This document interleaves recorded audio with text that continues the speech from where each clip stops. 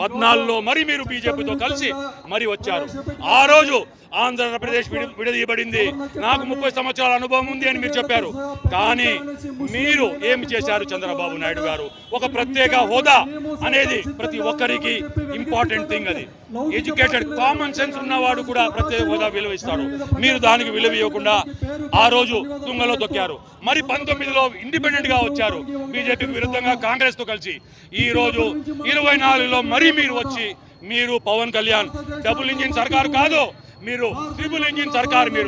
మీరు ఈ రోజు భారతదేశంలో భారత రాజ్యాంగానికి మీరు తుంగలో తొక్కుతున్నారు. ఒక చరిత్రహీనులుగా నిలబడుతున్నారు. మీరు నిజంగా మైనార్టీలకు మేలు చేయాలంటే చంద్రబాబు నాయుడు గారు ఆ Sachar committee, Ranganath Mishra commission implement చేయండి. ఆంధ్రప్రదేశ్ కి ముందుకు తీసుకుపోవాలంటే ప్రత్యేక హోదా, స్పెషల్ కేటగిరీ స్టేటస్ కావండి. హిందూ ముస్లిం ఈ రోజు నా కాంగ్రెస్ పార్టీ ప్రెసిడెంట్